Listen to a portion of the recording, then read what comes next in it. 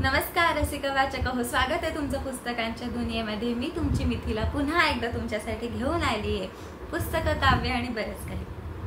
काल भाग 4 मध्ये आपण बघितलं होतं की मूडी आता बेट्टीला सुद्धा गोशा घालायचा आग्रह करायला लागला होता आणि बेट्टीने सुद्धा त्याच्या आग्रहाखातर बाबा हाजींसमोर का होईना पण चेहरा झाकून घ्यायला सुरुवात केली होती। आम्ही बोजोरची सुद्धा नव्याची नवलाई संपली आणि ती सुद्धा आता तुटक वागायला सुरू झाली होती। जसे जसे दिवस जात होते तसा जणू काही मूडीला बेट्टीचा आणि माहतूबचा विसरच पडला होता।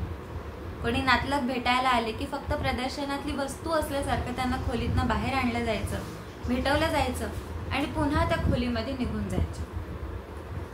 दिवसाचा एक एक क्षण याच आशेवर त्या मोजून काढत होत्या की कधीतरी एकदा अमेरिकेला परत जायचा आपला क्षण येईल। बरेच दिवस त्या कोंडवड्यात काढल्यानंतर काही दिवसांनी सगळ्यांनी खरेदीला जायला सुरुवात केली। त्यावेळेला बेट्टीला खूप आनंद झाला होता। नंतरचे काही दिवस रोज सकाळी झोरे किंवा माजिद बरोबर गाडीतून ते गावात खरेदीला जायचे। जिकडे जायचे तिथे सगळ्या लोकांचे जथ्थे गंभीर चेहऱ्याने फिरत असायचे। कोणाच्याही चेहऱ्यावर एक हास्याची साधी पुसटही रेषा नसायची। क्रांतिकारक सगळीकडे जागोजागी हिंडत होते। ते मधूनच कुठल्याही गाडीची झडती घ्यायचे आणि इराण विरुद्ध काही सामान मिळतंय का याची झडती घ्यायचे। अमेरिकन कॅसेट्स जवळ बाळगणाऱ्यांना सुद्धा 6 महिन्यांच्या तुरुंगवासाची शिक्षा होती। आणखी एक पोलिसांचा सापडणारा प्रकार म्हणजे पासदार। हे पासदार म्हणजे खरं तर पूर्वीचे गुंड मवाली, पण आता अचानक त्यांच्या हातात मनमानी करण्याचे अधिकार आल्यामुळे ते खूपच माजले होते। या पासदारांच्या अनेक कामांपैकी एक काम म्हणजे पादचारी स्त्रियांनी नीटनेटका पोशाख केला आहे की नाही हे तपासणं। यातले कित्येक नियम त्या बेट्टीच्या आकलनाच्या पलीकडचेच होते। म्हणजे काही इराणी बायका राजरोसपणे रस्त्यावर उघडपणे आपल्या तान्ह्या बाळांना पाजायच्या, पण डोकं, हनुवटी, मनगट आणि घोटे ह्याच्यापैकी मात्र भाग तसूभरही उघडा पडता कामा नये। असो,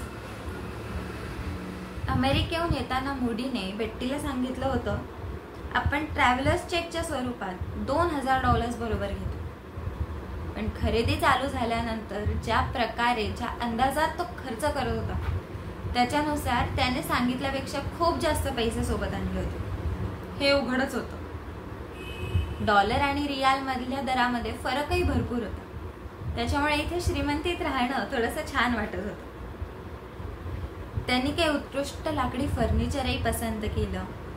जेवणाचे नक्षीदार टेबल, खुर्च्या, हॉलमध्ये ठेवायला सिंहासनासारखे दिसणारे मोठे मोठे सोफे, हे सगळं मूडीने अमेरिकेच्या घरासाठी पसंत केलं। आणि हे सगळं सामान अमेरिकेला कसं पाठवता येईल याची माजिदने लगेच दुकानदाराकडे जाऊन चौकशी सुरू केली।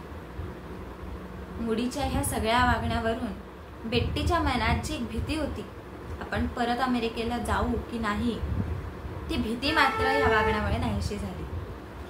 तिच्या दृष्टीने ही सगळी खरेदी तयारी म्हणजे मूडीने परतीच्या प्रवासाची तयारी चालू केली होती। रोज काही ना काही कारणाने मूडीच्या घरामध्ये खंडीभर नातलग गोळा व्हायचे।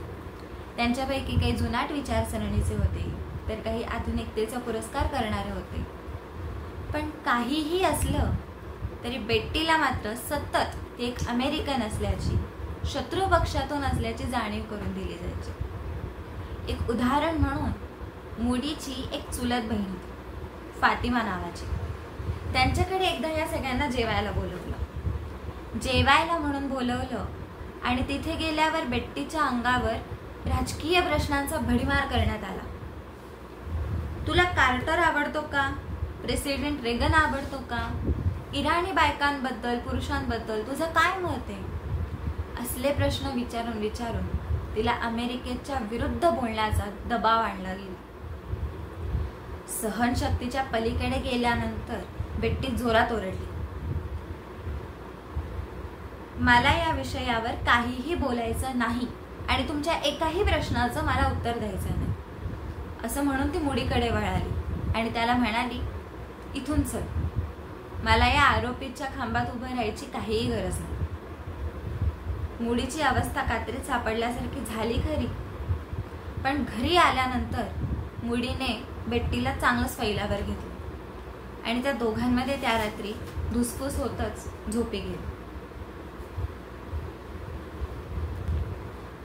असं करता करता दिवस मुंगीच्या पावलांनी जात होते.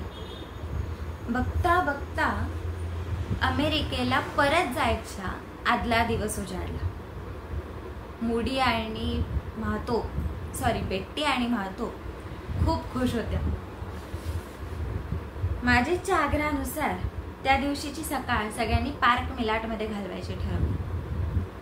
पार्क मिलाटच्या हिरवळीवरून फिरता फिरता मुडीने अचानक बेट्टीचा हात हातात घेतला आणि तिला म्हणाला, मला तुला काहीतरी सांगायचंय. काय? आपण इथे येण्यापूर्वी माझी अमेरिकेची नोकरी सुटली. हे ऐकून बेट्टीच्या पोटात एक भीतीचा अनामिक गोळा उठला. असं कसं? तू खोटं बोलतोस?